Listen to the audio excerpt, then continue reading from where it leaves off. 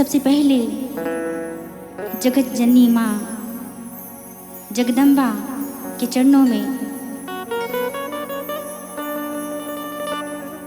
अपने मन तन को समर्पित करते हुए एक भक्त माँ से विनती करता है और कहता है कैसे।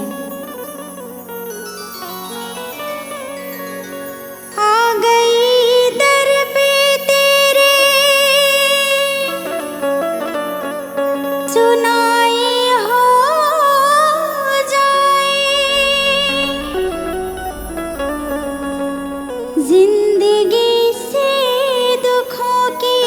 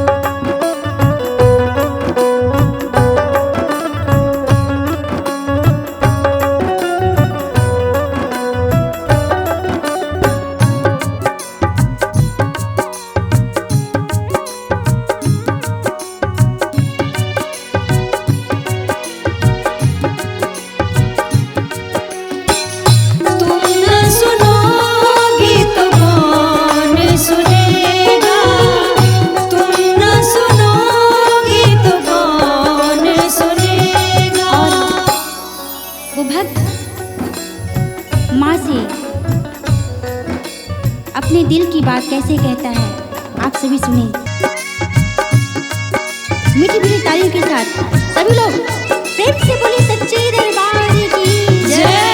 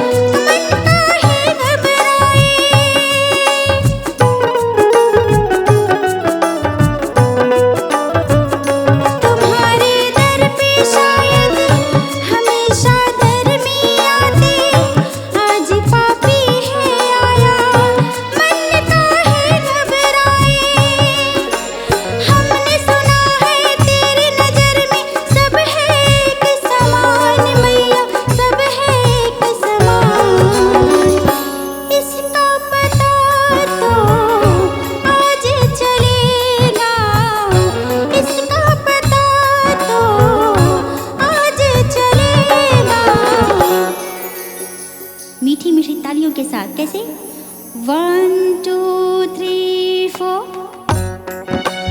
जय हो। गीत कौन सुनेगा तुम न सुनोगे तो कौन सुनेगा।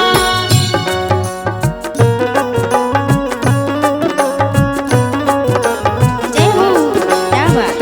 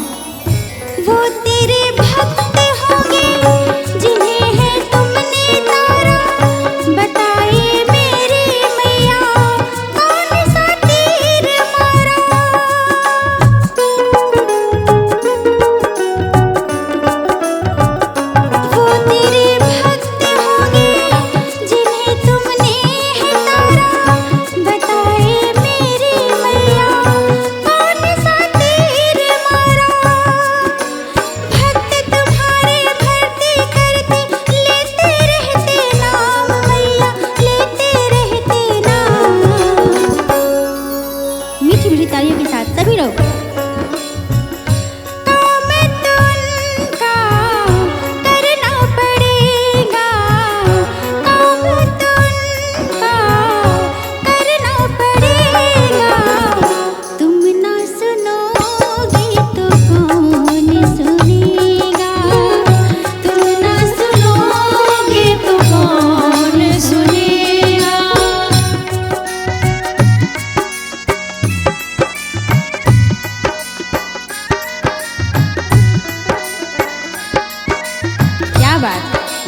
प्रेम से बोलिए विंध्यवासिनी मैया की जय।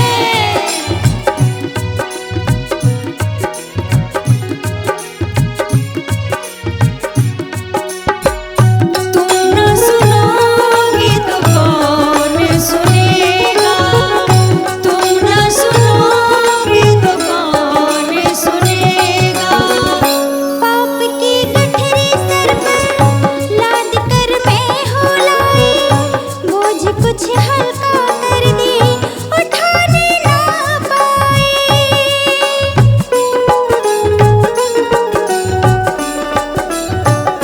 पाप की गठरी सर पे लाद कर मैं हो लाई, बोझ कुछ हल्का कर दी उठाने ना पाए।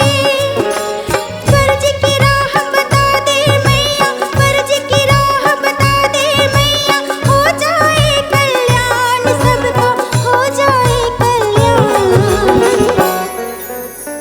आखिरी कड़ी में सभी भक्त मिलके पूरा हाथ उठा के और जयकारी के साथ कैसे कहना है। इसमें तुम्हारा कुछ ना घट